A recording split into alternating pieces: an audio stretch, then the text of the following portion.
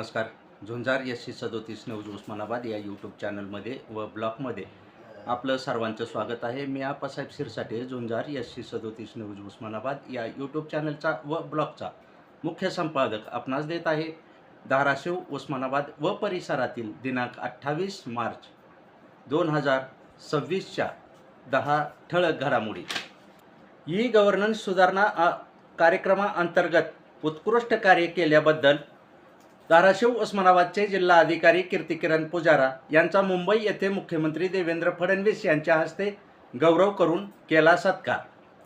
धाराशिव जिल्हा परिषदेचे मुख्य कार्यकारी अधिकारी डॉक्टर मैनाक घोष यांची सांगली जिल्हाधिकारीपदी नियुक्ती, तर धाराशिव उस्मानाबादच्या नूतन मुख्य कार्यकारी अधिकारी म्हणून प्रियवंदा महाडदकळ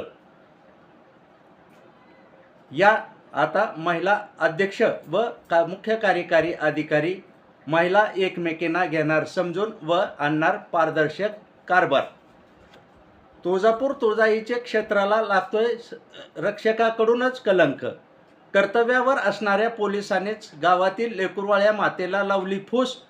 पतीने पोलीस अधीक्षकाकडे तक्रार, संसार मोलकरीला आणलेली व खाकीतील इस्कबाजाची तक्रार. धाराशिव बीड संभाजीनगर रेल्वे मार्ग विकासाच्या दिशा देण्याबाबत विषयाची बीड जिल्हाधिकारी यांच्या अध्यक्षतेखाली आढावा घेण्याविषयीची बैठक संपन्न. मराठवाडा रेल्वे संघर्ष समिती, रेल्वे विकास समितीच्या निरंतर लढ्यास आले यश आणि यश मिळण्याची आशा झाली निर्माण.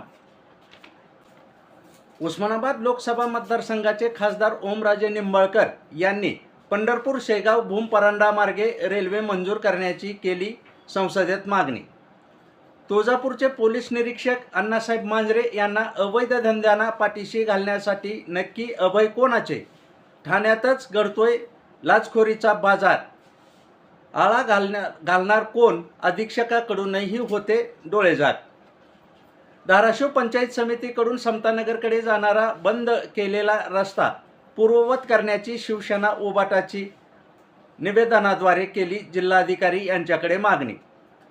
शिक्षकांना व मुख्याध्यापक यांना BLOचे काम देऊ नका, जिल्हाधिकारी यांच्यामार्फत मुख्यमंत्री यांना दिले शिक्षकांनी निवेदन.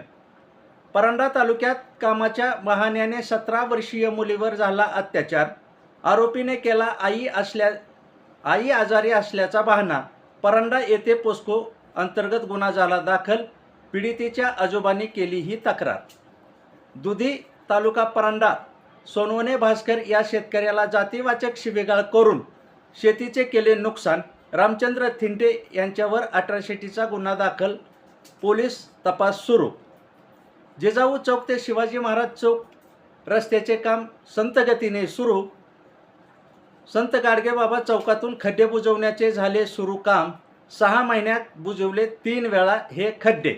या होत्या धाराशिव, उस्मानाबाद व परिसरातील 10 ठळक घडामोडी. अशाच घडामोडी पाहण्यासाठी झुंजार SC37 न्यूज लाईक करा, शेअर करा, सबस्क्राईब करा.